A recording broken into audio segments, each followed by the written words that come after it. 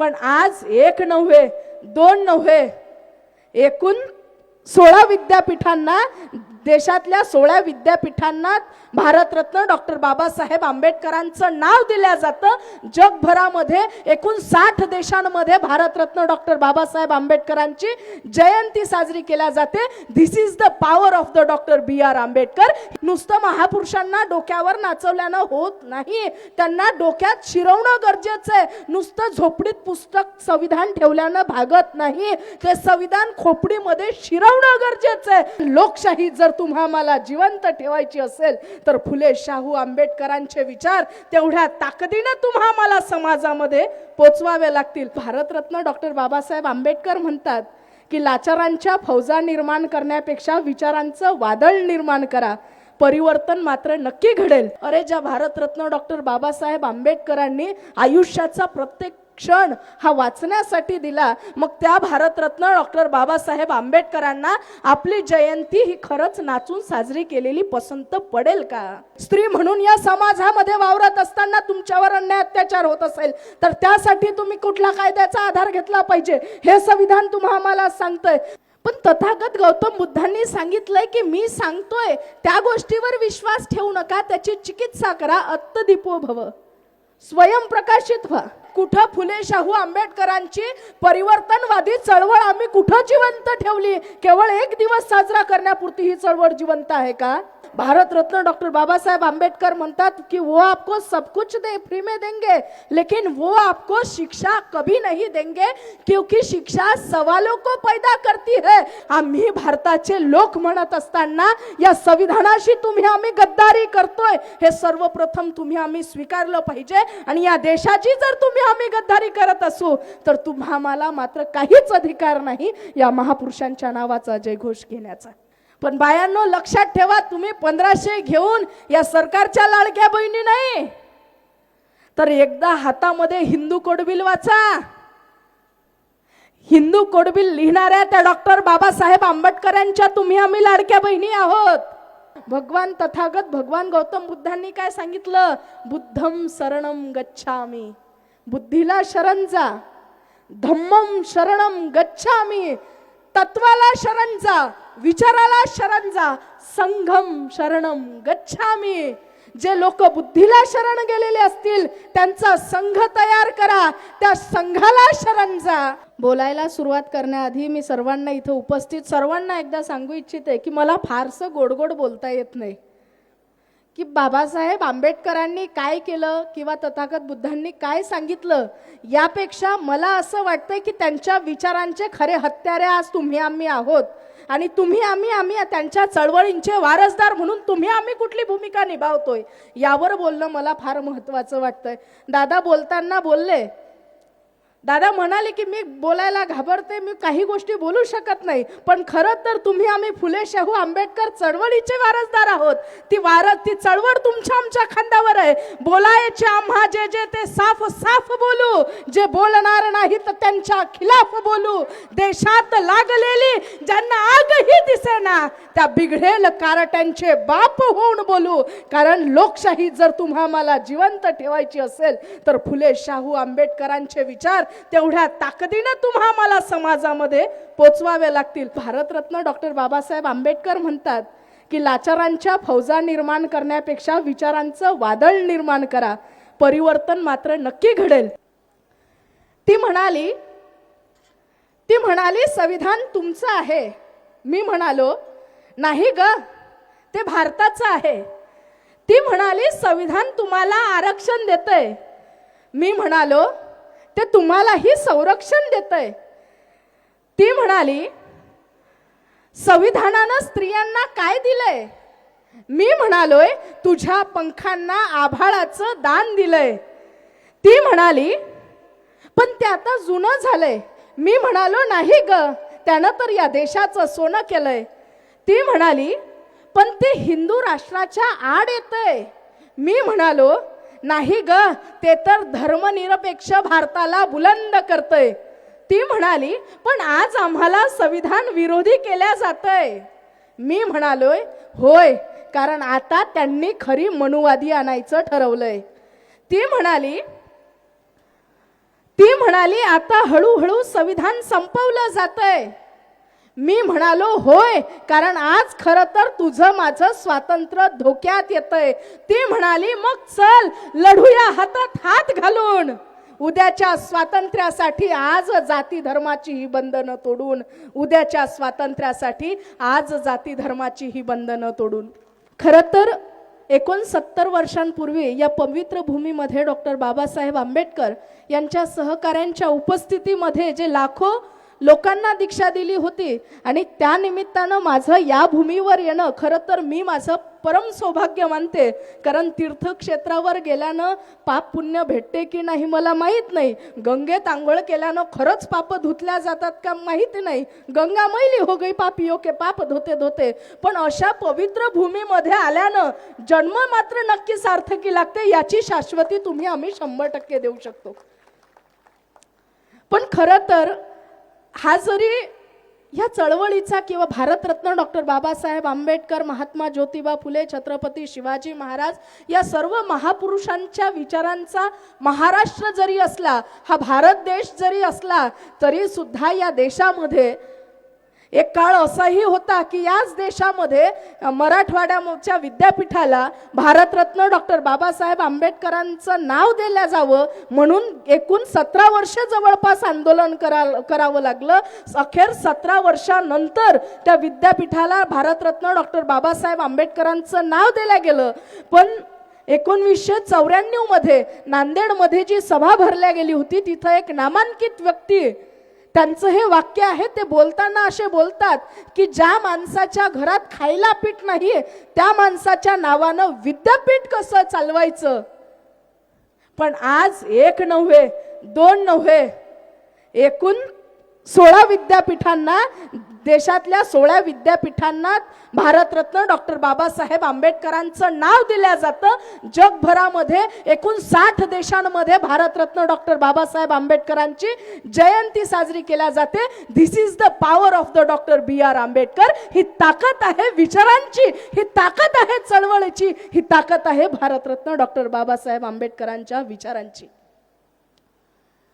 परंतु आज या समाजाची परिस्थिती जर तुम्ही आम्ही बघितली, या समाजाची आजची वास्तविक परिस्थिती जर तुम्ही आम्ही लक्षात घेतली, नुकताच डीजेचा विषय निघाला. छत्रपती शिवरायांची जयंती असो, भारतरत्न डॉक्टर बाबासाहेब आंबेडकरांची जयंती असो, महात्मा फुलेंची जयंती असो, तुम्ही आम्ही केलंय काय की या महापुरुषांची जयंती आली म्हणजे त्यांचा एक फोटो घ्यायचा, फोटोला टिक्का बुक्का करणं मी तर खरंच त्याचा विरोध करते. कारण आपण जेव्हा जेव्हा प्रतिमेचं पूजन करत असतो, हारार्पण करत असतो, म्हणजे ते देव आहेत आणि त्यांना देव म्हणून संबोधून आपण त्यांच्या विचारांचं आचरण करायला मोकळे होत असतो, असा याचा अर्थ होतो.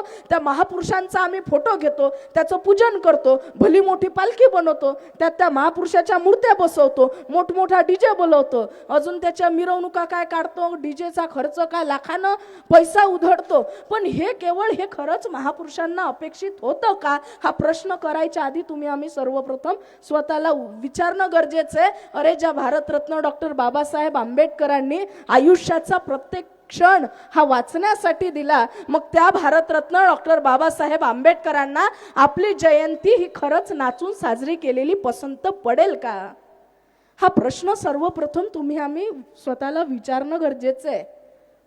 आता काही निघालं, काही गाणे बनवते. बाबासाहेब आंबेडकरांनी तरी बाबा भीमानचा कायदा, बाबा भीमनामानं कायदा नटवला आणि न जय भीमवाला पटवला. काय गाणे,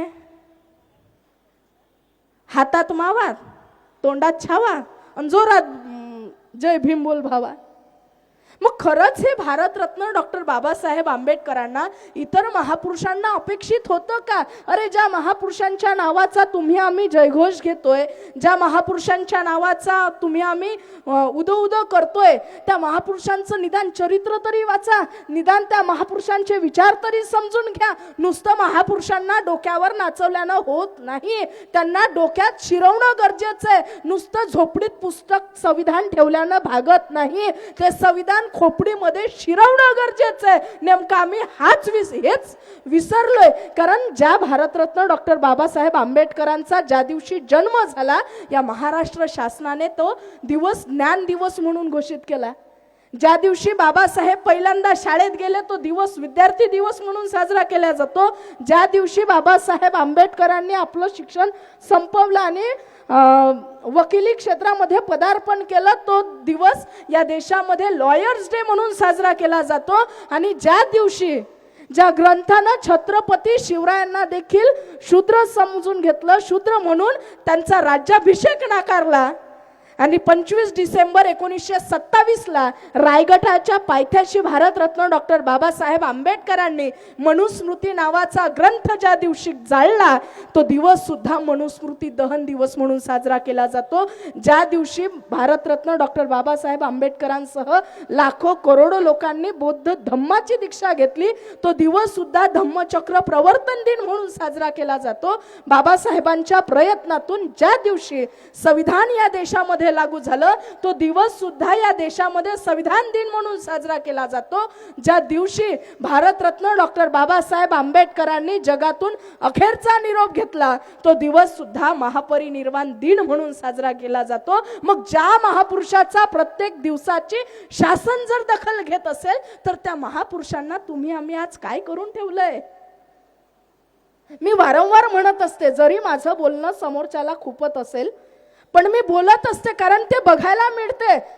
मी स्वतः नेहमी म्हणत असते की भारतरत्न डॉक्टर बाबासाहेब आंबेडकरांचा किंवा इतर महापुरुषांचा खून हा काही त्यांचा देह झाला, देहानं हे महापुरुष कधीच मरत नसतात, ते रोज मरतात. आणि आज या देशामध्ये ते रोज मारल्या जात आहेत, कारण त्यांच्या विचारांचा खून करणं हे खरं तर तुम्ही आम्ही त्यांच्या हत्यारे आहोत, हे ही स्वतःची कबुली स्वतः घेतली पाहिजे. अरे या देशामध्ये भारतरत्न डॉक्टर बाबासाहेब आंबेडकरांचं संविधान, आता इतर ग्रंथ वाचले की त्यात हे केल्यानं हा मंत्र घेतल्यानं असं होते आणि तो मंत्र घेतल्यानं तसं होते. त्या मंत्रानं खरंच होते काय हे मला माहिती नाही, कारण मी काही कोणता मंत्र म्हणून पाहिला नाही. लेकिन मैं तुम्हारे हर तकलीफों का एक मुकम्मल जवाब हूँ. मैं तुम्हारे हर तकलीफों का एक मुकम्मल जवाब हूँ. कभी वक्त मिले तो मुझे पढ़ना. मैं इस भारत का संविधान हूँ. त्या संविधानामध्ये हा मंत्र वापरा म्हणजे तुम्ही फार असे झाले, हे शक्ती प्राप्त झाली, हे त्या पुस्तकात नाही. नोकरी करत असताना तुमच्यावर अन्याय अत्याचार होत असेल तर त्या विरोधात आवाज उठवण्यासाठी तुम्ही कुठल्या कायद्याचा पाठिंबा घेतला पाहिजे हे संविधानामध्ये लिहिलंय. स्त्री म्हणून या समाजामध्ये वावरत असताना तुमच्यावर अन्याय अत्याचार होत असेल तर त्यासाठी तुम्ही कुठल्या कायद्याचा आधार घेतला पाहिजे हे संविधान तुम्हाला आम्हाला सांगतंय. तुमच्या आमच्यावर या समाजामध्ये वावरत असताना कुठेही जरी तुमच्या आमच्यावर अन्याय अत्याचार होत असेल तर त्या विरोधात आवाज उठवण्यासाठी, त्या विरोधात ऍक्शन म्हणजे हे संविधान आहे, हे खरं तर तुम्ही आम्ही लक्षात घेतलं पाहिजे. धर्मासह जरीही गीता कुराण ठेवा, पण जगण्यास मात्र फक्त संविधान ठेवा, कारण तो खरं तर तुमचा आमचा राष्ट्रीय ग्रंथ आहे.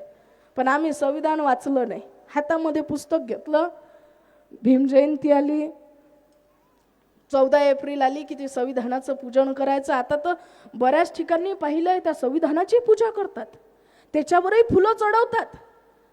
अरे पूजन, एखाद्या गोष्टीचं पूजन करणं म्हणजे त्याला देवता म्हणून घोषित करणं आणि त्याचं आचरण करण्यापासून तुम्ही आम्ही वंचित राहणं, म्हणून आम्ही स्वतःला मोकळं करतोय का? तथागत गौतम बुद्धांनी, म्हणजे मी काय सांगतोय, मी काय सांगितलं यावरही तुम्ही विश्वास करू नका म्हणतात, त्याआधी त्याची चिकित्सा करा. नाहीतर इतर ग्रंथांमध्ये आम्ही पाहिलं, तो म्हणते मी परमात्मा, तो म्हणते मी अवतार, मी जे म्हणीन तेच सत्य. आता तो तथाकथित विश्वगुरूही व्हायला लागले, मी याचा अवतार, मी त्याचा अवतार. पण तथागत गौतम बुद्धांनी सांगितलंय की मी सांगतोय त्या गोष्टीवर विश्वास ठेवू नका, त्याची चिकित्सा करा. अत्तदीपो भव, स्वयंप्रकाशित व्हा. पण आम्ही या महापुरुषांचे तत्व विसरलो. भारतरत्न डॉक्टर बाबासाहेब आंबेडकर म्हणतात की शिक्षण हे वाघिणीचं दूध आहे, आणि ती वाघीण कोणती आहे तर शाळा. पण आज या देशामध्ये 65,000पेक्षा जास्त जिल्हा परिषद शाळा बंद केल्या गेल्या. त्या विरोधात कोण बोलल्या गेलं? कुठला राजकीय पक्ष उभा झाला? कुठली सामाजिक चळवळ त्या विरोधात आवाज उठवायला उभी राहिली? का रस्त्यावर उतरली नाही? कुठं चळवळ आहे? कुठं फुले शाहू आंबेडकरांची परिवर्तनवादी चळवळ आम्ही कुठं जिवंत ठेवली? केवळ एक दिवस साजरा करण्यापुरती ही चळवळ जिवंत आहे का? हा प्रश्न सर्वप्रथम तुम्ही आम्ही विचारला पाहिजे. काय आपले पोरं म्हणजे यांनी बघा, आता जिल्हा परिषद शाळेमध्ये मला सांगा कोणाची पोरं शिकतात? अरे आपण वाघिणी आहोत बाबासाहेबांच्या, बोललो पाहिजे. अजून किती दिवस गप्प राहणार? आमच्या संविधानावर गदा आणण्याचं काम केल्या जातंय, तुमची आमची लोकशाही संपवण्याचं काम केल्या जातंय, आमचे महापुरुष संपवण्याचं काम या देशामध्ये केल्या जातंय. तरीही तुम्ही आम्ही बोलत नाही. आता आम्हाला बोलावं लागेल, कारण बाबासाहेबांच्या तुम्ही आम्ही वाघिणी आहोत. जिल्हा परिषद शाळेमध्ये कुणाची पोरं शिकतात सांगा ना? कोणा आमदार खासदाराची पोरं पाहिली जिल्हा परिषद शाळेत? कोणा श्रीमंताची पोरं पाहिली जिल्हा परिषद शाळेत? कोणा एखाद्या सरकारी ऑफिसरची पोरगी पाहिली कधी जिल्हा परिषद शाळेत? नाही. जिल्हा परिषद शाळेमध्ये शिकतात तुमची आमची सर्वसामान्यांची लेकरं, जिल्हा परिषद मध्ये शिकतात तुमच्या आमच्या शेतकऱ्यांची लेकरं. पण या देशामध्ये जर 65,000पेक्षा जिल्हा परिषद शाळा बंद केल्या गेल्या, भारतरत्न डॉक्टर बाबासाहेब आंबेडकर म्हणतात की वो आपको सब कुछ फ्री में देंगे, लेकिन वो आपको शिक्षा कभी नहीं देंगे, क्योंकि शिक्षा सवालों को पैदा करती है. आणि यांना माहिती आहे की आपल्या पोरांना जर शिक्षण दिलं, त्यांना जर प्रश्न पडायला लागली आणि ही सर्वसामान्यांची पोरं जर इथल्या व्यवस्थेला प्रश्न विचारायला लागली, तर त्या प्रश्नांची उत्तरं यांच्याकडे नसतील. म्हणून यांनी सर्वप्रथम तुमच्या आमच्या लेकरांच्या जिल्हा परिषद शाळा बंद केल्या गेल्या. कारण काय सांगितली? पटसंख्या नाही. अशी कशी पटसंख्या जिल्हा परिषद शाळेची वाढत नाही? जिल्हा परिषद शाळेचा शैक्षणिक दर्जा वाढवा ना. शाळा कशाला बंद पाडताय? बरं, जिल्हा परिषद शाळा बंद पाडल्या, मग यांनी नवीन ट्रेंड आणला, नवीन फंड आणला. कोणता? एक जण तिकडून ओरडते हिंदू खतरे में है, दुसरा म्हणते मुसलमान खतरे में है. कोणता हिंदू धोक्यात आहे, कोणता मुसलमान धोक्यात आहे? कोणाला सांगतात? तुमच्या आमच्या सर्वसामान्यांच्या लेकरांना, तुमच्या आमच्या सर्वसामान्यांच्या हाती कोणी निळा दगड देते, कोणी भगवा दगड देते, कोणी हिरवा दगड देते. आणि तुमच्या आमच्या सर्वसामान्यांच्या पोरांना जातीयवादीमध्ये धर्मांच्या वादामध्ये गुंतवून दंगली घडवून आणते. आणि तुमच्या आमचे लेकरं निघाले दंगलीमध्ये. यांचे लेकरं विदेशात वेगवेगळ्या मोठमोठ्या युनिव्हर्सिटीमध्ये शिक्षण कंप्लीट करतात. शिक्षा के जहाज बड़े शौक से डुबाए जा रहे हैं, स्कूलों को बंद करवा के लोग रैलियों में बुलाए जा रहे हैं. कब तक फ्री के राशन का मजा लेता रहेगा है आम आदमी? क्योंकि आज तेरे बच्चे जिस्म से नहीं दिमाग से अपाहिज बनाए जा रहे हैं. तुमची आमची लेकरं दिमाखानं अकलीनं अपंग बनवल्या जात आहेत. त्या विरोधातही जर तुम्ही आम्ही बोलायला तयार नसू, तर कुठलं संविधान तुम्ही आम्ही जगतो आहोत, कुठली लोकशाही तुम्ही आम्ही बघतो आहोत, आणि कुठली लोकशाही तुम्ही आम्ही स्वीकारत आहोत, हे सर्वप्रथम तुम्ही आम्ही स्वतःला प्रश्न करणं गरजेचं आहे. मी बोलताना सुरुवातीलाच सांगितलं की मला फार काही गोड गोड बोलता येत नाही, कारण मी पुरोगामी विचारधारेचा अभ्यास केलेली पोरगी, समाजामध्ये मी काही फार मोठी नाही, 23 वर्षाची पोरगी. अभ्यास करणं हे मला वाटते चुकीचा शब्द वापरला. मी काही अभ्यासानं काही फार मोठी नाही, वयानं काही फार मोठी नाही, अनुभव तो काहीच नाही. फक्त जे काही समाजामध्ये दिसतंय आणि जे स्वतःच्या मनाला टोचतंय, आणि जेव्हा स्वतःचं मन मला प्रश्न करतंय की बाबासाहेबांचा इतिहास आम्ही वाचला, बाबासाहेबांचा जयघोष आम्ही ज्या देशामध्ये करतोय, छत्रपती शिवरायांचा जयघोष ज्या देशामध्ये करतोय, सावित्रीबाई फुलेंचा उदो उदो ज्या देशामध्ये करतोय, मग त्या देशामध्ये जर हे घडत असेल तर त्या विरोधात आम्ही का बोलायचं नाही?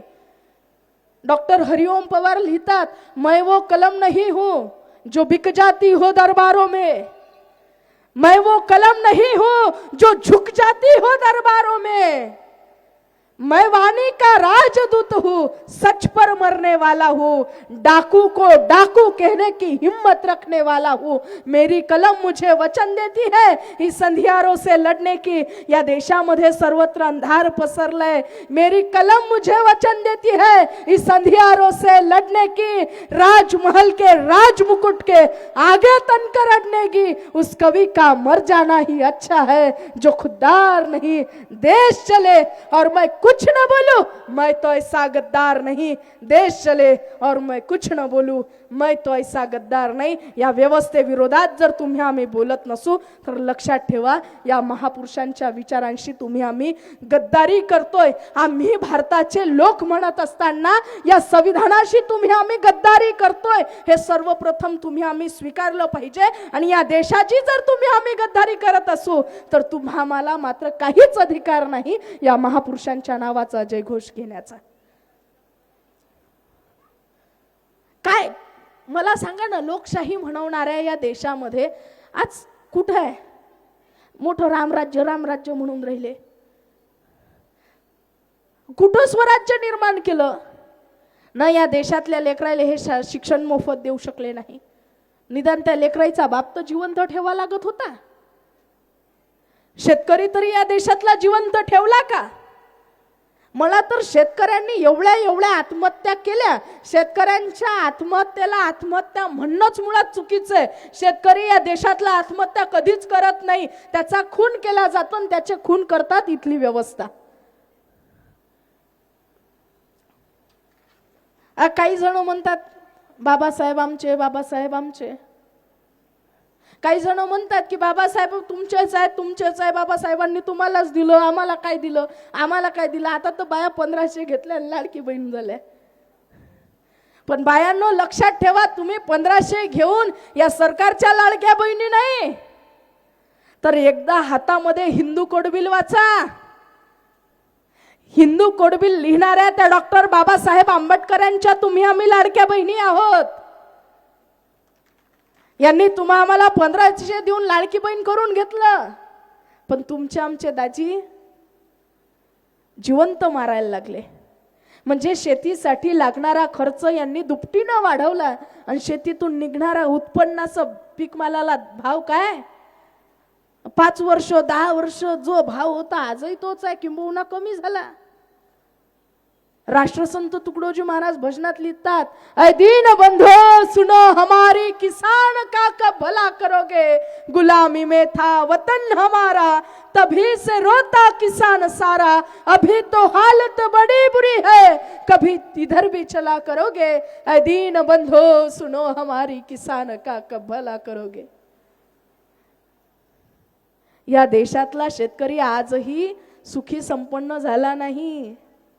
पेनानी कागदावर रेख ओढणारा तो साहेब एसीच्या खोलीत खुर्चीवर एटीत बसतो, पण एका धुऱ्यावरून दुसऱ्या धुऱ्यावर नांगरणी करून रेख ओढणारा तो माझा शेतकरी बाप मात्र रोज झाडावर लटकून दिसतो। कृषीप्रधान भारत देश म्हटलं जातं। आता निवडणुकीचा काळ तोंडापुशी घशाशी येऊन पडला की हेच एखाद्या आलिशान खुर्चीवर बसलेले राहते, तुमच्या आमच्या कष्टावर चांगली ढेरी फुगवून एका आलिशान खुर्चीवर बसून माईक हातामध्ये घेऊन मोठमोठ्यानं भाषण करतात। आम्ही शेतकऱ्यांच्या भावना समजून घेऊ शकतो, आम्ही शेतकऱ्यांचे कष्ट समजून घेऊ शकतो। अरे खरंच जर या राजकीय नेत्यांनी तुम्हा शेतकऱ्यांच्या भावना समजून घेतल्या असत्या तर इथल्या व्यवस्थेला कंटाळून विष विकत घेण्याकरता पैसे नसतात, म्हणून दुष्काळानं सुकलेल्या झाडावर आत्महत्या करणारा तो माझा कर्जबाजारी शेतकरी कधीच दृष्टीस पडला नसता। तुमच्या आमच्या शेतकऱ्यांना या देशामध्ये साले म्हणण्यात की मस्ती या राजकीय नेत्यांमध्ये चढली आहे। तुमच्या आमच्या शेतकऱ्यांच्या आत्महत्येमागं कारण काय सांगतात? मागं कोणतरी बोललं होतं की म्हणे शेतकरी आत्महत्या काही दारिद्र्यापायी किंवा गरिबीपायी नाही करत म्हणे, त्याला दारूचं व्यसन राहते, त्याच्या आत्महत्येमागं कारण काय सांगितले? दारूचं, त्याचं प्रेम प्रकरण राहते म्हणून तो आत्महत्या करते। अरे तुम्हाला आमच्या आयुष्यातलं खरं प्रेम प्रकरण समजून घ्यायचं असेल ना तर एकदा आमच्या वावरात येऊन पहा म्हणा आणि एकदा या जमिनीवरचं निसर्गावरचं आमचं एकतर्फी प्रेम जगून पहा म्हणा, मग तुम्हाला समजन की आमचं एकतर्फी प्रेम आणि एकतर्फी प्रेमापायी आम्ही कसा जीव द्यायला निघतो आणि कसा विषाचा घोट प्यायला निघतो. पण तुम्ही आम्ही आज काय केलंय, म्हणजे जीवन जगायचं. आता प्रत्येक जण पैसा कमावते जीवन जगण्यासाठी, जीवन जगण्यासाठी अन्न खाते, जीवन जगण्यासाठी, जीवन जगते मजा मस्ती मारण्यासाठी. पण या फुले शाहू आंबेडकर चळवळ ही परिवर्तनवादी चळवळ आहे आणि या चळवळीमध्ये काम करण्यासाठी खरं तर तुम्हा आम्हाला काम करण्यासाठी स्वतःसाठी जगणं यात काही नवल नाही. प्रत्येकच जण स्वतःसाठी जगते, स्वतःसाठी पोरं जन्माले घालणं. आता तर पोरं जन्माले येणंच बंद झालं. एका शाळेत गेली होती, म्हटलं जराशी हुशारी मारून पाव, लेकरं लहान आहेत. पोरले म्हटलं यायचा थोडासा गणिताचा अभ्यास घेऊन पाव. एका पोराले उभं केलं, म्हटलं बाबू रे तू समज तुझ्याजवळ 20 रुपये आहेत. तो म्हणे माझ्याजवळ 20 रुपये नाही तर मी समजू कायले. म्हटलं अरे समज नव्हते, समजाले तुझ्या बापाचं काय चाललं. तो म्हणते बरं आता तुम्ही एवढ्या दुरून आलाच म्हणते आमच्या शाळेत भाषण द्यायला, तर समजून घेतो 20 रुपये आहेत. दुसऱ्या पोराले उभं केलं, म्हटलं बाबू तू समज तुझ्याजवळ 20 रुपये आहेत. तो म्हणे माझ्याजवळ नाहीच आहे तर मी समजू कायले. म्हटलं अरे समजून घे ना, तुझ्या बापाचं समजाले काय चाललं. तिसऱ्या पोराले उभं केलं, म्हटलं बाबू याच्याजवळ 20 रुपये आहेत, त्याच्याजवळ 20 रुपये आहेत, दोघांचे मिळून किती रुपये झाले रे. तो म्हणते 70 रुपये. म्हटलं 70 कसे. म्हणे समजून घ्या ना, समजून घ्याले तुमच्याच बापाचं काय चाललं. आता पोरं जन्माले येणंच बंद झाले, आता बाप जन्माले येऊन राहिले. आमच्या मायले स्वतःच वाटते आपल्या पोराचं कसं होईल, आपल्या पोराचं कसं. काही होत नाही त्या पोराचं, तू स्वतःचं पाय, स्वतःचं कसं होईल. तुझं पोरग कॉलेजचा पहिला दिवस राहते, कॉलेजचा पहिला दिवस राहते. आमचं पोरग चांगलं सूटबूट घालून जाते, 3-4 वेळा त्या बुटाले चका चका चका चका पॉलिश करते, 3-4 वेळा कपडेवर प्रेस मारते, 5-6 वेळा अंगावर परफ्यूम मारते. हे केस ते तर उभे करायची फॅशन चालू आहे, असं वाटते चिमण्या चराले सोडल्या. हे जेल लवलव केस उभे करते. माय काय म्हणते, माय की पोरगो किती साजरं दिसून राहिलं, नजर काढू दे. मायले काय माहित राहते कॉलेजात जाते कायच्यासाठी. पोरग टपक टपक टपक टपक टपक टपक करत कॉलेजापर्यंत जाते, पण कॉलेजमध्ये काही जात नाही. जोपर्यंत सगळ्या पोरी कॉलेजच्या अंदर जात नाही तोपर्यंत पोरग आमचं कॉलेजच्या गेटवरच उभं राहते. जोपर्यंत कॉलेजच्या सगळ्या पोरी गेटच्या बाहेर पडत नाही तोपर्यंत आमचं पोरग कॉलेजच्या गेटवरच उभं राहते. काय करते, जब तुझे देखा तो दिल में एक ख्याल आ गया आणि जब तेरी सहेली को देखा तो दिल में दूसरा ख्याल आ गया. चुकी पोरांची नाहीच ना, नाही आहे पोरांची चुकी. मग चुकी नेमकी कोणाची. असेच घडले असतील काय भारतरत्न डॉक्टर बाबासाहेब आंबेडकर, असेच घडले असतील काय छत्रपती शिवाजी महाराज, असेच घडले असतील का महात्मा ज्योतिबा फुले. अरे असेच घडले असतील का ज्यावेळी त्याची आई त्याला विचारते की बाबू लग्न कधी करशील, तेव्हा तो तरुण पोरगा उत्तर देतो की अरे माँ मेरी तो शादी हो गई है. माईले वाटते बाय पोरानं सांगितलं नाही, आधीच लग्न करून घेतलं. कोणत्या जातीची सून आणली, कोणत्या जातीची नाही.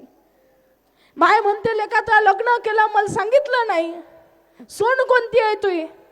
त्यावर ते पोरग काय उत्तर देते, या आजादी ही मेरी दुल्हन है. या आजादी सोबत लग्न करणारा, हसत हसत फासावर चढणारा तो वीर शहीद भगतसिंग काही असाच घडला नव्हता.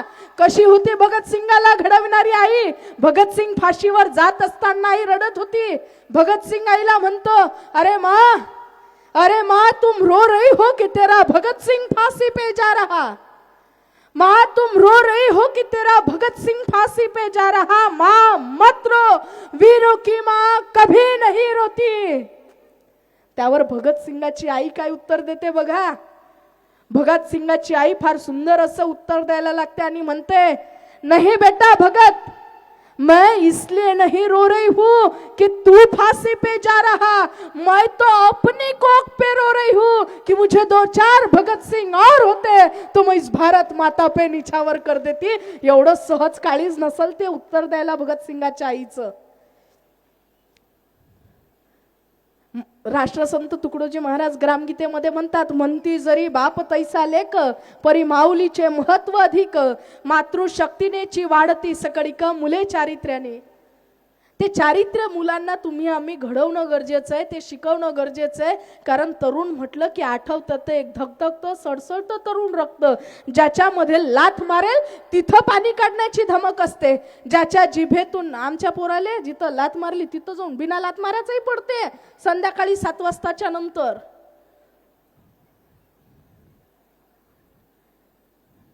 माय जाते पोराले उचलून आणायले, पोरग सापडते नालीत एखाद्या पडलेलं, नाळीतले किडे पैदा व्हायला लागले ना. जिथं लाथ मारेल तिथं पाणी काढण्याची धमक या तरुणांमध्ये असते, ज्याच्या जिभेतून निघणाऱ्या प्रत्येक शब्दाला धारदार शब्दाची पात असते. पण आमच्या पोरानं तोंड खोललं की तंबाखू, बिडी, खर्रा, गुटखा याचा वास आल्याशिवाय राहत नाही. उद्याच्या उज्ज्वल देशाची स्वप्न ज्याच्या खांद्यावर हा देश बघत असतो तो म्हणजे तरुण. पण आज या देशातल्या तरुणांची अवस्था इतकी वाईट झाली आहे की या देशामध्ये शेतकऱ्यांपेक्षाही सर्वाधिक आत्महत्या करण्यामध्ये सर्वाधिक प्रमाण कुणाचं असेल ते तर तरुणांचं आहे. आणि आत्महत्या करण्यामागं कारण काहीच नाही रे. 10वीत मार्क कमी काय पडले, केले पोरानं आत्महत्या केल्या. म्हणजे काय या महापुरुषांचा काय जीवन संघर्ष असेल. आज इतकी वाईट अवस्था निर्माण झाली आहे की कॉन्व्हेंटच्या पोराले जर तुम्ही बाबासाहेबांचा फोटो दाखवाल आणि म्हणाल की का रे बाबू कोण आहेत हे, तर म्हणते ह्या आप्पाजीले मी ओळखत नाही. शिवाजी महाराजचा जर फोटो तुम्ही लहान लेकराले कॉन्व्हेंटच्या दाखवाल तर शिवाजी महाराजले तो ओळखत नाही. गाडगे बाबाचा फोटो तुम्ही त्या पोरांले दाखवाल तर तो ओळखत नाही. तुकडोजी महाराजचा फोटो त्यांना दाखवाल तर तो ओळखत नाही. पण आसाराम बापूचा फोटो जर तुम्ही दाखवाल ना तर तो ओळखू शकते. प्रदीप मिश्राचा फोटो जर तुम्ही त्याला दाखवाल तर तो ओळखू शकते. ही अवस्था झाली आहे. आणि यासाठी सर्वाधिक हातभार आमच्या मायमावलीचा असतो. माणसाची जात सहसा अंधश्रद्धेले इतक्या लवकर बळी पडत नाही. उंगली को घिसा अत्तर सुगंधी पा लिया, अरे ये तो जादूगर भी कर सके, क्या संत कहना है उसे. आमच्या बाया एवढ्या भोळ्या भाबळ्या, अरे एकही वर्ग न शिकलेली ती बहिणाबाई सांगते, पाहू नको रे ज्योतिषा नको हात माया पाहू, माया दैव मले कये माया दारी नको येऊ. अरे त्या अशिक्षित बहिणाबाईला या साधूंचे हे खोटाडे धंदे लक्षात आले. पण या देशातल्या सुशिक्षित स्त्रिया काही सुधारत नाही. आणि आता बुद्ध धम्म, धम्म म्हणजे हा काही धर्म नाही, ते तत्व आहे, तो विचार आहे जगण्याचा. पण आज काही मोजके लोक आहेत जे धम्म म्हणतात, नाही तर आज आम्ही बुद्ध धम्मालाही बुद्ध धर्म करून टाकलाय. हे विचार, हे तत्वज्ञान जपणाऱ्या आणि त्यांचा उदो करणाऱ्या बाया या भूलथापांना बळी पडून राहिल्या. एखादा परराज्यातला एखादा साधू आहे, ते आता मी तो साधी आली म्हणून मी न जर एखादा भगवा असा चांगला लंबा सटांग कपड्यात गुंडाळला असता, हातामध्ये गळामध्ये चांगल्या मोठमोठ्या रुद्राक्षा माळा घातल्या असत्या, हे लंब आळवं उभं टिक्के लावून आली असती, केस गिस मोकाट, तर इथल्याच बाया पाया पडल्या असत्या. खरी परिस्थिती आहे. भगवे रंगले तरी काय झाले, त्यागी नाही झाली तरी ते व्यर्थ, लंगोटी घातली तरी काय झाले, मनना निघाले विषयातुनी, संसार सोडला तरी काय झाले, परदार सोडले नाही जाणे, तुकड्या दास म्हणे जरी माळ घाले, वर्म जाणले तरी ते व्यर्थ. अरे तुकडोजी महाराज असतील, गाडगे महाराज असतील, ह्या सर्व संतांनी सांगितलं काय, फक्त कर्माला चरण जा. भगवान तथागत भगवान गौतम बुद्धांनी काय सांगितलं, बुद्धम शरणम गच्छामी, बुद्धीला शरण जा. धम्मम शरणम गच्छामी, तत्वाला शरण जा, विचाराला शरण जा. संघम शरणम गच्छामी, जे लोक बुद्धीला शरण गेलेले असतील त्यांचा संघ तयार करा, त्या संघाला शरण जा. म्हणजे केवढं मोठं तत्वज्ञान, केवढा मोठा विचार. पण दुर्दैव या देशाचं, या महाराष्ट्राचं, या चळवळीचं की हा एवढा मोठा विचार, एवढं मोठं तत्वज्ञान ते सुद्धा तुम्ही एका रंगामध्ये, एका धर्मामध्ये आणि एका समाजापुरतं बांधून ठेवलंय. खरं तर दुःख आहे. जे बाबासाहेब या देशाने स्वीकारणं गरजेचं होतं, जे बाबासाहेबांचं तत्वज्ञान या देशाने स्वीकारणं गरजेचं होतं, आज तो केवळ मुठभर समुदाय तो तत्वज्ञान स्वीकारतोय. खरं तर हे या समाजाचं, या देशाचं, या महाराष्ट्राची शोकांतिका आहे. हे दुःख आहे जे तुम्ही आम्ही यावर चिंतन करणं गरजेचं आहे. नाही तर आता इथं बसलेल्या बाया आहेत, यांना प्रश्न पडला असन, पोरगी आपल्या कार्यक्रमात आली, आपल्या समाजाची होय काय? पडला ना बायाले, मग डबल प्रश्न पडला असन, अरे पण आपल्या समाजाचे गळ्यात तर मार दिसते. म्हणजे खरं तर समाजापुरता महापुरुष या मराठ्यांनी वाटून घेतले जिजाईंच्या शिवबाला, या दलितांनी बांधून ठेवले रमाईच्या भीमरायांना. अण्णाभाऊ साठे फक्त मातंगांचेच, अण्णाभाऊ साठे फक्त आमचेच ही मातंगांनीच गायली गाणी. अहिल्यादेवी होळकर फक्त धनगराचीच राणी. ज्योतीन फुलेंना गोळा करायला जमले सारे माळी. आणि इथंच बघा या महापुरुषांच्या विचारांची झाली खरी होळी. खरं तर या महापुरुषांना तुम्ही आम्ही जातीमध्ये वाटून दिलं, त्यांचं तत्वज्ञान तुम्ही आम्ही विसरलं. नाहीतर संत तुकारामांनी बुद्ध सांगितला, संत गाडगे महाराजांनी बुद्ध सांगितला, संत तुकाराम महाराजांनी तुकडोजी महाराजांनी बुद्ध सांगितला, पण तो तुम्ही आम्ही बघितला नाही. आम्ही निघालो, हे बौद्ध धर्माचे लोक आहे का? मग बाबासाहेब यांचेच, भगवान गौतम बुद्धांची पूजा यांनीच करायची, विचार यांनीच मांडायचे. आजही मी जेव्हा गावातून निघाली, बऱ्याच जणांनी विचारलं, बाई कार्यक्रम कसाच आहे? पत्रिका व्हॉट्सअपच्या स्टेटसला लावली, बाई अशाप आहे माय त्या कार्यक्रमाला निघाली. आम्ही आमची विचारधारा ही बांधून ठेवली, तेवढ्या पुरती सीमित ठेवली. पण मात्र त्या महापुरुषांचं तत्वज्ञान काय, त्या महापुरुषांनी तुम्हा आम्हाला दिलंय काय, त्या महापुरुषांचे तुमच्या आमच्यावर उपकार काय, हे मात्र तुम्ही आम्ही विसरत चाललोय आणि हे तत्वज्ञान विसरलोय. म्हणून या महाराष्ट्रामध्ये, या देशामध्ये आज आम्ही आसाराम बापू जेलातून निघाला ना, त्याच्या पायाला गेले निघालो. जरी त्यानं कित्येक पोरींवर बायांवर बलात्कार केले असले तरी सुद्धा जर तो आम्हाला देव वाटत असेल, तर खरंच तुम्ही आम्ही या संत महापुरुषांच्या विचारा परंपरेमध्ये, या भूमीमध्ये जन्माला आलेली माणसं आहोत का, यावर सर्वप्रथम प्रश्नचिन्ह निर्माण करा.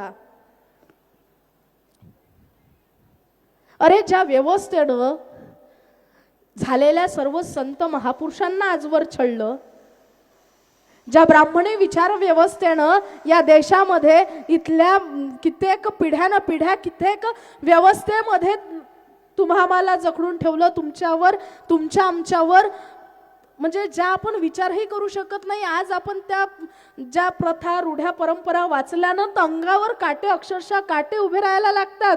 आणि आज अरे कित्येक जिवंत महिला जाळल्या ना या परंपरेनं, याच व्यवस्थेनं जाळल्या. आज काही मागच्या महिन्यामध्ये ते नीला ड्रम फेमस झाला होता, तुम्हाला माहित असेल ना, नीली ड्रम से डरी हुई मर जात.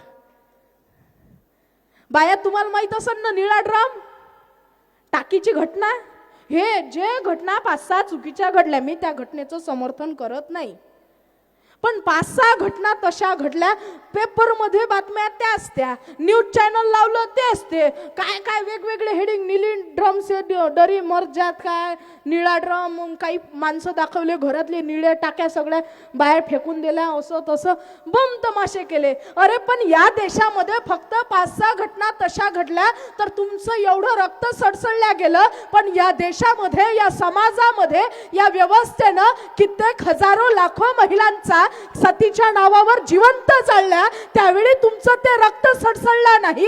या समाज व्यवस्थेनं, या रूढ्या परंपरेनं विधवेच्या नावावर, कित्येक तुमच्या जुन्या चालीरीतीच्या नावावर कित्येक विधवा महिलांचा छळ केला, तेव्हाही तुमचं ते रक्त सडसडलं नाही. जुन्या चालीरीतीच्या नावाखाली कित्येक महिला तुम्ही जिवंत कापल्या, कित्येक महिला तुम्ही जिवंत छळल्या, जाळल्या, तरीही तुमचं ते रक्त सडसडलं नाही. आणि 5-6 घटना या देशामध्ये चुकीच्या घडल्या, या समाजामध्ये चुकीच्या घडल्या, अख्खा समाज पेटून उठला. मग यामध्ये काही फक्त मी पुरुषांना दोष कधीच देत नाही. बाई तुझी चुकी आहे. तू कधी जगामध्ये काय चाललं तू स्वतःला सांगितलं ना की बाई हातभर हिरवा कच्च बांगड्यांचा चुडान, टिचभर कुंकू म्हणजे माझं अस्तित्व आहे. पण बाई लक्षात ठेव, हिरव्या कच्च बांगड्यां टिचभर कुंकू मध्ये तुझं अस्तित्व सामावलेलं नाही. बाबासाहेबांनी संविधान निर्माण करून दिलं, तुला अधिकार प्राप्त करून दिले त्या पलीकडच्या आकाशामध्ये झेप घेण्यासाठी, पण ती झेप घेणं तू विसरली. या 21व्या शतकामध्ये प्रतिभाताई पाटील, कल्पना चावला, विविध स्त्रियांचा, आज राष्ट्रपती द्रौपदी मुर्मू आहेत या देशाच्या, ह्या सगळ्या स्त्रियांचा संघर्ष ऐकला, वाचला, फार स्वाभिमान वाटतो की बापरे, महिला लय पुढे गेल्या, असं केलं तसं केलं, फार छान वाटते ना, सुखाव वाटते मनाला. सावित्रीबाईंचा, अहिल्याबाईंचा, जिजाबाईंचा, या रमाबाईंचा, यांचा जीवन संघर्ष ऐकला, वाचला की अभिमान वाटते, स्वाभिमान वाटते. पण तेच या 21व्या शतकामध्ये जगत असताना काही घटना ऐकल्या, काही घटना बघितल्या तर मात्र भीती वाटते. जेव्हा या समाजामध्ये 7 वर्षाच्या चिमुकलीपासून ते 70 वर्षाची म्हातारी सुद्धा बलात्कारांच्या घटनांना बळी पडते, तेव्हा मात्र आमचं मन घाबरतं या समाजामध्ये बाई म्हणून वावरताना. पण आमच्या बायांना काहीच माहित नाही. इथं उपस्थित किती महिलांना माहिती आहे?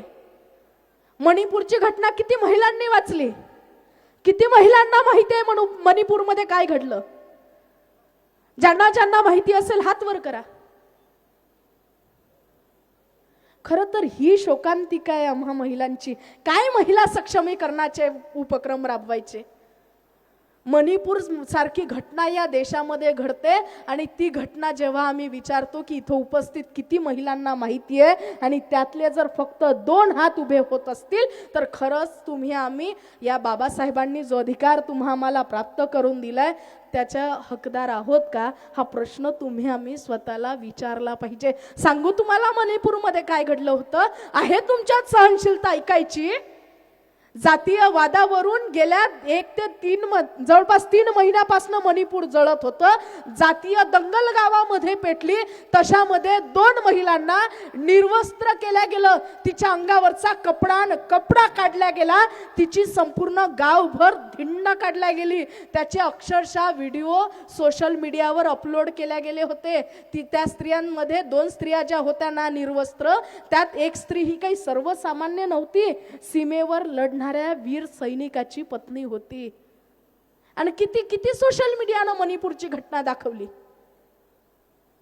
अयोध्येचा विषय संपूर्ण जगभर गाजवला गेला. मणिपूरची घटना इथल्या प्रसार माध्यमांनी तुमच्या आमच्यापासून का झाकून ठेवली, का लपवून ठेवली? आणि त्या विरोधात या सर्वसामान्य जनतेनं एकही प्रश्न न विचारणं, इथंच खरं तर फुले शाहू आंबेडकर चळवळीची हत्या केली जाते, हे तुम्ही आम्ही सर्वप्रथम स्वीकारलं पाहिजे. आणि ते हत्या करणारे हत्यारे हे तुम्ही आम्ही स्वतः आहोत.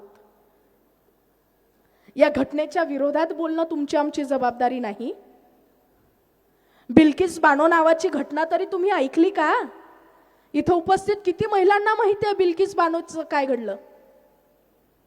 पुरुषांना माहिती असेल ना बिल्किस बानो? बिल्किस बानो ही तुमच्या आमच्यापर्यंत पोहोचवल्या जात नाही. खरं तर लोकशाही प्रधान असणारा हा आपला देश आज नेमका कुठं जातोय आणि ती लोकशाही आज खरंच अस्तित्वात आहे का, ती टिकवल्या जाते का, हा प्रश्न तुम्ही आम्ही विचारला पाहिजे. आणि जसं तथागत गौतम बुद्धांनी चिकित्सा करायला सांगितलं, चिकित्सा करायला शिकवलं, ती चिकित्सा तुम्ही आम्ही करतोय का, हे सर्वप्रथम तुम्ही आम्ही स्वतःला विचारणं आज गरजेचं आहे. बिल्किस बानो 8.5 महिन्याची गरोदर बाई, गुजरातमध्ये गावामध्ये राजकीय दंगल पेटली होती. 8.5 महिन्याची गरोदर बाई स्वतःचा जीव वाचवण्यासाठी सोबत 4.5 वर्षाच्या पोरीला घेऊन जाते, स्वतःचा जीव वाचवण्यासाठी जंगलाकडे धाव घेते. तशातच 3 जण तिचा पाठलाग करतात. अखेर त्यांना गाठल्या जातं आणि त्या 8.5 महिन्याच्या गरोदर बाईवर तिच्या चिमुकल्या पोरी समोर बलात्कार केला जातो. आणि ज्या मायनं 9 महिने त्या पोरीला, लेकीला आपल्या गर्भामध्ये वाढवलं, 9.5 वर्ष या समाजामध्ये हाताच्या फोडाप्रमाणे जपलं, त्या माय समोर त्या 9.5 वर्षाच्या पोरीवर सुद्धा बलात्कार केला जातो. एवढंच नाही तर त्या माय समोर दगडावर ठेचून ठेचून त्या पोरीला मारून टाकल्या जातं. आणि तरीही त्या गुन्हेगारांना जन्मठेपेची शिक्षा दिली जात नाही, फाशीची शिक्षा दिली जात नाही, त्यांना जन्मठेपेची शिक्षा ठोठावली जाते. परंतु काही वेळानंतर, काही वर्षानंतर त्यांची मुक्तता केली जाते आणि एका राजकीय विचारपीठावर त्यांचा जाहीर सत्कार केला जातो. ही खरं तर या देशाची शोकांतिका आहे. तू होऊ नको सीता त्या रामाची, लोक तुला अबला म्हणतील. तू होऊ नको सीता त्या रामाची, लोक तुला अबला म्हणतील. तू होऊ नको द्रौपदी त्या पांडवांची, लोक तुला लाचार म्हणतील. तू हो जिजाऊ त्या शिवबाची, लोक तुला राष्ट्रमाता म्हणतील. तू हो अहिल्या, तू हो सावित्री त्या ज्योतीची, लोक तुला क्रांती ज्योती म्हणतील. तू हो रमाई त्या भीमरायाची, लोक तुला 9 कोटीची माता म्हणतील. पण आम्ही महिलांनी या देशामध्ये चाललंय काय? या देशामध्ये आजही 9 वर्षाची चिमुकली घरासमोर यज्ञा नावाची पोरगीची तर घटना ऐकली असन, ऐकली का? 9 वर्षाची पोरगी यज्ञा, तिचं तर ऐकलं असन. सातनिबाना सातिया कोणाकोणाला माहिती आहे? 7व्या मुलीची 7वी कहाणी नाही, 7व्या मुलीची 7वी मुलगी आहे वाटते काहीतरी.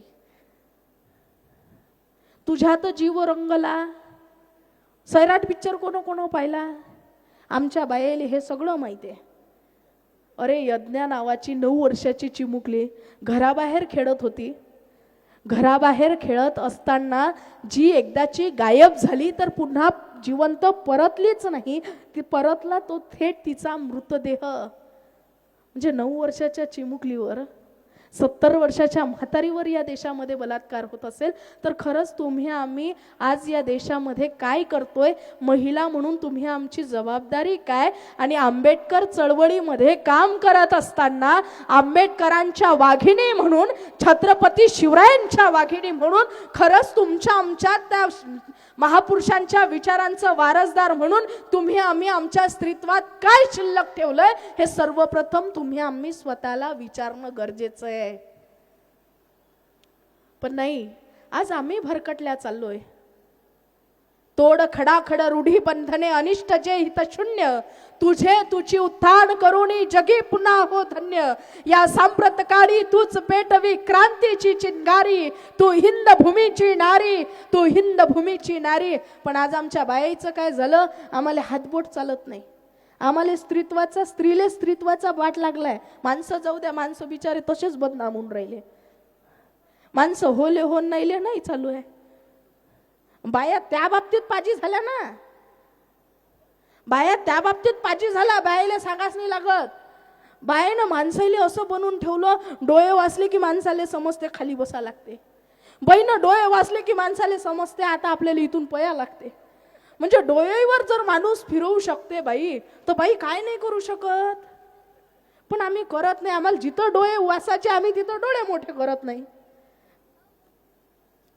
आणि त्यात चुकी तुमची नाही, या समाज रचनेची आहे. या समाजानं, आता मला सांगा, पोट तुम्हाला आहे ना बायांनो?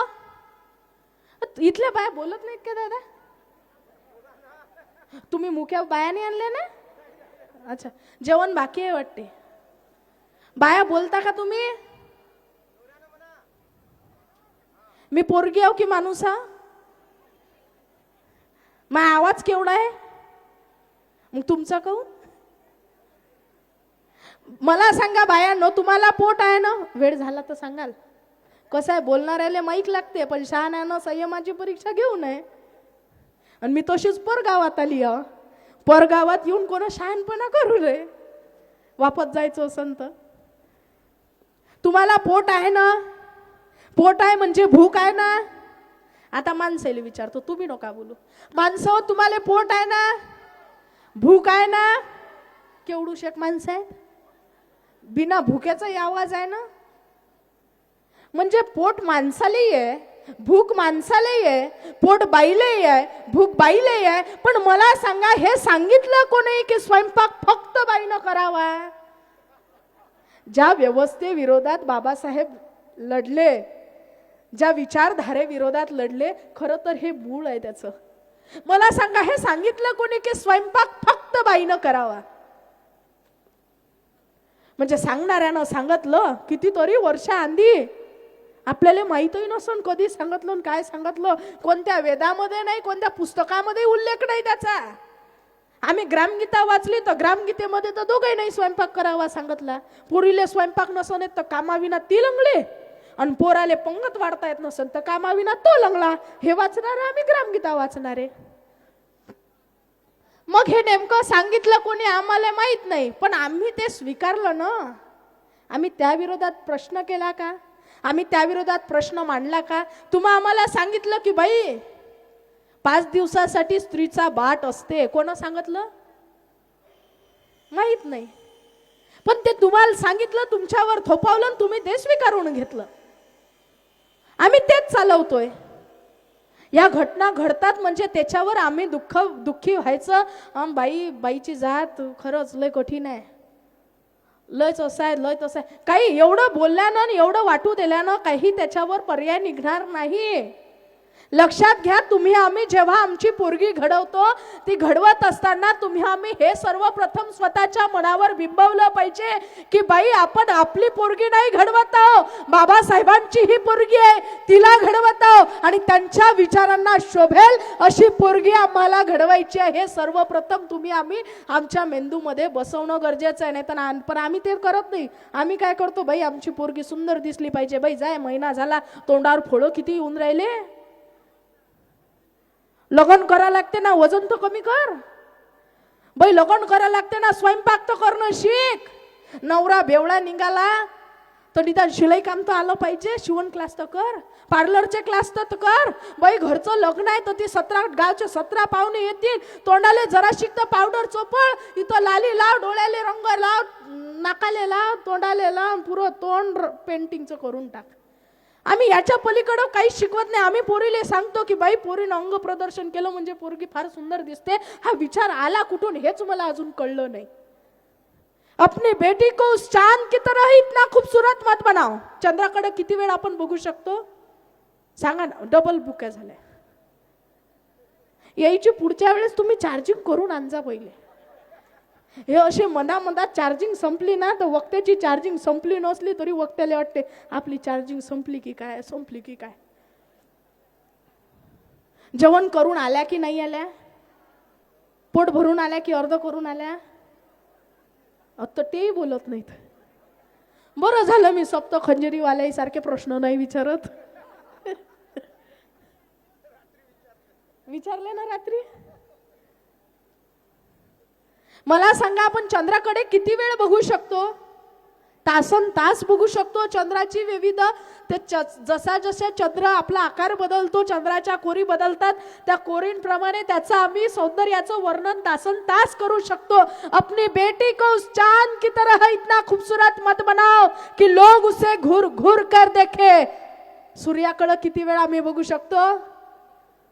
काही सेकंद बघितले तर आमच्या डोळ्यांना त्रास होते. अपनी बेटी को उस चांद की तरह इतना खूबसूरत मत बनाओ कि लोग उसे घूर घूर कर देखे. अपनी बेटी को सूरज की तरह तेजस्वी बनाओ कि लोग उसे देखने की हिम्मत ना करे. आणि तो तेजस्वीपणा म्हणजे भारतरत्न डॉक्टर बाबासाहेब आंबेडकरांचे विचार आहेत, तथागत गौतम बुद्धांचे विचार आहेत. पण आम्ही तिथंच कमी पडतो.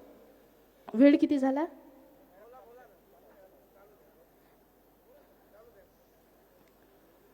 तर त्यासाठी खरं तर स्त्रियांनी तुम्ही आम्ही स्वतःच्या मनावर बिंबवलं पाहिजे, स्वतःच्या मनावर ते स्वीकारून घेतलं पाहिजे.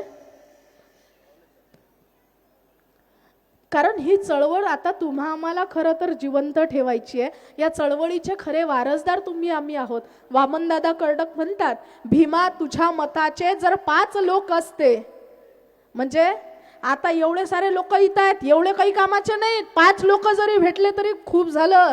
भीमा तुझ्या मताचे जर 5 लोक असते, तलवारीला तयाच्या न्यारेच टोक असते. वाणीत भीम आहे करणीत भीम असता, वाणीत भीम आहे करणीत भीम असता. वर्तन तुझ्या पिलांचे सारेच चोख असते. पण आता भीमाची ही 5 माणसं गेली कुठं? ती 5 माणसं तुम्हा मला घडवावी लागेल. राष्ट्रसंत तुकडोजी महाराजांनी साधा माणूस भेटला नाही, त्याही माणसाची भिकच मागितली. अरे जंबूक मेंढा डुकरे बकरे बहुत मिळे परी काय करू, त्यांना शहाणे करण्यासाठी मला हवा माणूस भला. माणूस द्या मुझ माणूस द्या, ही भीक मागता प्रभू दिसला. म्हणजे सर्व संत महापुरुषांना अखेर शेवटचा माणूस मात्र काही भेटला नाही. आणि आता आम्हाला दगडातही देव दिसते, आम्हाला दगडात देव दिसते, गाईत तर माता दिसते, आणि त्या कावळ्यात तर आम्हाला आमचे अख्खे पूर्वज दिसतात. पण आम्हाला आमचा साधा त्या माणसातला माणूस दिसत नाही. या देशातला कोणताही धर्म घ्या तुम्ही, पैगंबरांचा असेल, हिंदूंचा असेल, ख्रिश्चन असेल, बौद्ध असेल. बौद्ध हा धर्म नाहीच म्हणा, तो विचार आहे, तत्वज्ञान आहे. या देशातला कुठलाही विचार घ्या, कुठलाही संप्रदाय घ्या, कुठलाही धर्म घ्या, कुठलाही विचार घ्या, कुठलाही माणूस घ्या, कुठल्याही संप्रदायाचा माणूस आणा, सर्वांमध्ये एक देव श्रेष्ठ सांगितलंय, एक विचार महत्वाचा सांगितलाय, तो म्हणजे कर्म. कर्म महत्वाचे आहे आणि कर्म पूजा ही माणसाची करणं गरजेचं आहे.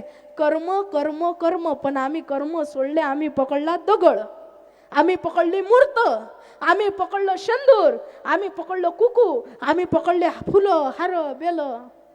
याच्या पलीकडे आम्ही काहीच जाऊ दिलं नाही. खरं तर ही या देशाची, या संत महापुरुषांच्या विचारांची शोकांतिका आहे. त्यांच्या विचारांचा तुम्ही आम्ही अपमान करतोय, हे सर्वप्रथम तुम्ही आम्ही स्वीकारलं पाहिजे. आता जास्त वेळ घेणार नाही, कारण जवळपास 4 वाजत आले, त्यामुळं जास्त वेळ न घेता शेवटी तुम्हा सर्वांना एक विनंती करेल की ही चळवळ जर तुम्हाला जिवंत ठेवायची असेल, ही चळवळ जर तुम्हाला पुढे चालवायची असेल आणि येत्या पिढीला जर ही चळवळ परिचयाची ठेवायची असेल, तर लक्षात ठेवा, ही चळवळ तुम्हाला जिवंत ठेवावी लागेल. नाहीतर मागे एक घटना घडली, एक राजकीय मंत्री बोलून गेला की महात्मा ज्योतिबा फुले सावित्रीबाई म्हणे भिकारी आहे म्हणे, भीक मागू मागू शाळा खोलल्या. पण दुर्दैवाची गोष्ट मात्र हे की बोलणारा बोलून गेला, पण समता दलाच्या व्यतिरिक्त इतर कुठलीच चळवळ त्यावर जिवंत असल्याची जाणीव करून देऊ शकली नाही. ही खरं तर शोकांतिका आहे. हे खरं तर या विरोधात व्यवस्थेमध्ये काय होतंय त्या विरोधात तुम्ही आम्ही बोललं पाहिजे. शायर हूं मैं, फर्ज है मेरा आईना दिखाना, शायर हूं मैं, फर्ज है मेरा आईना दिखाना, लाशों पर बैठकर मैं यूं गजल कह नहीं सकता, मेरे जुल्म की चाहे जो सजा दे दो मुझे, पर जुर्म पर मैं कभी खामोश रह नहीं सकता, पर जुर्म पर मैं कभी खामोश रह नहीं सकता. आणि लक्षात ठेवा, शिक्षण हे वाघिणीचं दूध आहे आणि तो जो पेल तो गुरगुरल्याशिवाय राहणार नाही. आणि हा महाराष्ट्र, ही विचारधारा, हे तत्वज्ञान गुरगुरलं पाहिजे. त्यासाठी ह्या महापुरुषांचं शिक्षण, विचारांचं, तत्वज्ञानाचं शिक्षण तुम्ही आम्ही घेणं सर्वप्रथम गरजेचं आहे. जास्त वेळ न घेता विचारपीठाची रजा घेत असताना एक छोटीशी कविता तुमच्या पुढे सादर करेल. ते कवितेतला शब्द तुम्ही महत्त्वपूर्ण आहे, कान देऊन ऐका आणि शब्द शक्यतोवर समजून घेण्याचा प्रयत्न करा. कारण कविता जरी एका छोट्याशा चिमणीची असली तरी त्या चिमणीचं काम आम्हाला प्रत्येकाला करायचंय. कारण त्या चळवळी आज या देशामध्ये आग लागली आहे. एक तालाब के किनारे एक इमारत को लग गई थी आग, एक तालाब के किनारे एक इमारत को लग गई थी आग, सब मच गया था भाग न भाग. कुछ लोगों ने आग पर डाला पानी, कुछ लोगों ने आग पर डाला पानी, कुछ लोगों ने आग में घिरे लोगों को बाहर निकाला. सभी ने जो किया जोता अपने पहुंच का, एक चिड़िया भी डाल रही थी पानी, एक चिड़िया भी डाल रही थी पानी भरकर अपनी चोंच में. तो पेड़ पर बैठा कौवा बोला, चिड़िया रानी सुई की नोक से समस्या का ताला खोल रही हो, या पत्ते की बाढ़ से पहाड़ खोद रही हो. तेरी चोंच में जितना पानी आएगा उससे तो आग का एक शोला भी नहीं बुझ पाएगा. तभी चिड़िया ने दिया जवाब एकदम लाजवाब, मेरे भाई मैं तेरी बात को मानती हूँ, अपनी चोंच में पानी की क्षमता भी मैं पहचानती हूँ, लेकिन जिस दिन इस घटना का इतिहास लिखा जाएगा, जिस दिन इस घटना का इतिहास लिखा जाएगा, तो मेरा नाम आग लगाने वालों में नहीं, आग बुझाने वालों में लिखा जाएगा, आग बुझाने वालों में लिखा जाएगा. या देशामध्ये ही जी सर्व काही आग लागली आहे, आग लागली नहीं, आग लावल्या जाती है. मसला ये नहीं है कि आग किसने लगाई, सवाल पैदा ये होता है कि पागल के हाथ में तीसरी बार माचिस किसने दी.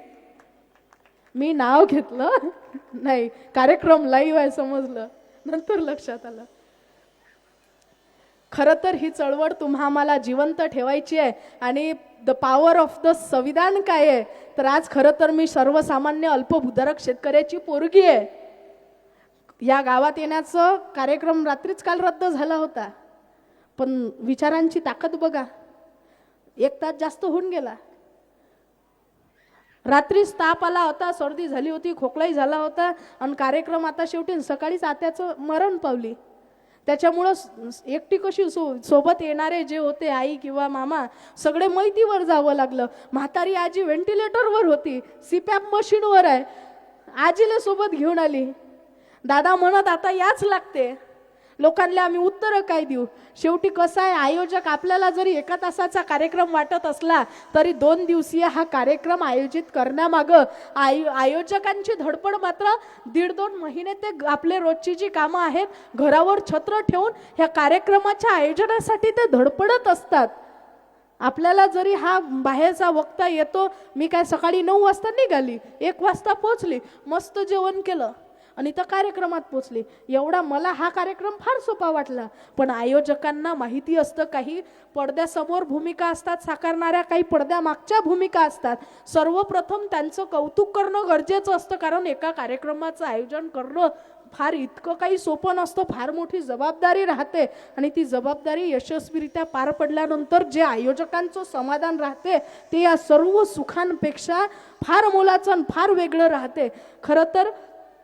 आणि संविधानाची ताकद म्हणजे मी एका अल्पभूधारी शेतकरीची पोरगी आज विचारपीठावर येऊन बोलतेय, बाबासाहेबांचे विचार मांडतेय.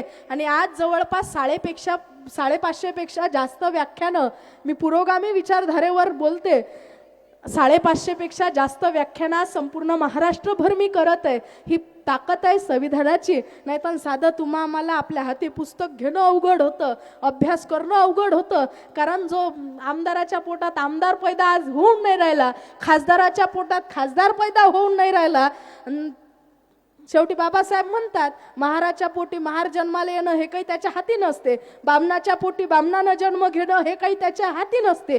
तथागत गौतम बुद्धही म्हणतात, न जच्चा वत्सलो होती न जच्चा होती ब्राह्मणो, न कमन्ना वत्सलो होती न कमन्ना होती ब्राह्मणो. म्हणजे कोणी त्याच्या जन्मानुसार हा लहान मोठं बनत नसते, तो त्याच्या कर्मानं ते श्रेष्ठत्व प्राप्त करते. पण खरं तर आज सर्वसामान्यांना शैक्षणिक, राजकीय, आर्थिक म्हणजे कुठंच असं नाही की जिथं संविधान सापडेल नाही. पाण्याचा विषय घ्या तिथं संविधान सापडते, रोजगाराचा विषय घ्या तिथं संविधान सापडते, महिलांचा विषय घ्या तिथं संविधान सापडते, शेतकऱ्यांचा विषय घ्या तिथं संविधान सापडते, जिल्हा परिषद शाळेचा विषय घ्या तिथं संविधान सापडते. राजकीय, आर्थिक, सामाजिक, शैक्षणिक जेवढे काही या देशामध्ये क्षेत्र चालतात ते सगळ्यामध्ये संविधान आहे. संविधानामुळे ते आज तुम्ही आम्ही खरं तर नाही तर अफगाणचा तालिबान झालेला तुम्ही आम्ही बघितलंय.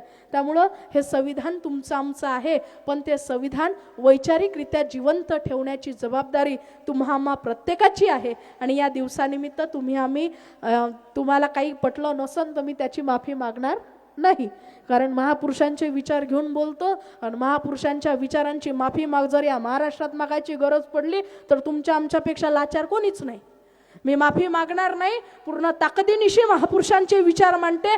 जे पटलं नसन ते सोडून द्या, पण जे पटलं घरी जाऊन त्याच्यावर विचार करा आणि त्या आचरणात आणण्याचा प्रयत्न मात्र नक्की करा. कारण मी काय तुमचीच पोरगी आहे, 23 वर्षाची पोरगी तुमचीच पोरगी आहे. आता तुम्ही माफ करसा नाही पटलं तर कायच करसा, मी घरी चालली.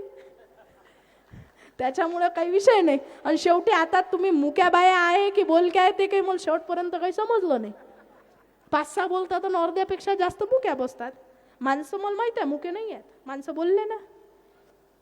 पण माझी एक पद्धत राहते की विचारपीठाची रजा घेत असताना किंवा आपण ज्या गावामध्ये कार्यक्रमाला गेलो त्या कार्यक्रमाची रजा घेत असताना त्या गावातून जात असताना मला एक सवय आहे की आपला कार्यक्रम झाल्यानंतर एक जयघोष घ्यायचा आणि त्या जयघोषामध्ये श्रोत्यांचा प्रतिसाद जेवढ्या ताकदीनं येईल, म्हणजे मी असं गृहीत धरून चालत असते. कारण पेपर दिल्यावर रिझल्ट तर पाहा लागेल ना. पेपर फुटून राहिले आजकाल सांगता नाही. मग पेपर लिहिला तर तिथं निकाल पाहून घ्या का आपल्या घराकडं. त्याच्यामुळं मी सवय लावून घेतली की ज्याही गावात पेपर दिला, परीक्षा झाली की पास झालो की नापास झालो तिथूनच पाहून निघून जा. आयोजकांचं काय सांगताय, ते खरं सांगतात का खोटं सांगतात. त्याच्यामुळे मला एक सवय आहे की जेवढ्या ताकदीनं त्या जयघोषाचा प्रतिसाद मला येईल, मी असं गृहीत धरत असते की मी तुमच्यापर्यंत त्याच ताकदीनं पोहोचले. पण तो प्रतिसाद जर कमी आवाजात आला, म्हणजे मुक्याबाया कमी आवाजात आला, तर मी असं गृहीत धरून चालत असते की मी माझे तर विचारच नाही, मी उदारच घेतले उसने, विचारांच्या वारीतले एक वारकरी आहे. आणि तुमचा प्रतिसाद जर कमी असला तर मी असं गृहीत धरून चालत असते की मी माझे विचार तुमच्यापर्यंत पोहोचवण्यात कुठंतरी कमी पडली आहे. छत्रपती शिवाजी महाराज की, भारतरत्न डॉक्टर बाबासाहेब आंबेडकर की, क्रांती ज्योती सावित्रीबाई की, राष्ट्रमाता माँ साहेब जिजाऊ की, माता रमाई की. आता लक्षात ठेवा, आता आवाज याच्यापेक्षा डबल न आला पाहिजे, कारण हा कार्यक्रम त्याच्या ताकदीवर आम्ही घेऊन राहिलो. बोलो संविधानाचा, एवढू साकच विजय. वा रे वा. संविधानाचा. आता त्याच्याही पेक्षा मोठा जयघोष आहे भारत मातेचा. आवाज तिपटीने आला पाहिजे. भारत माता की, भारत माता की, आज के आनंद की, अपने अपने माता पिता की. आपणा सर्वांचे मनपूर्वक धन्यवाद. शेवटी जरा त्रास जास्त दिला, कारण 1.5 घंटा तुम्ही मला त्रास दिला ना, मग काही ना काही घेऊन जा लागन. आपणा सर्वांचे मनपूर्वक धन्यवाद. जास्त वेळ घेत नाही, इथंच थांबवते. जय हिंद, जय भारत, जय गुरु, जय भीम.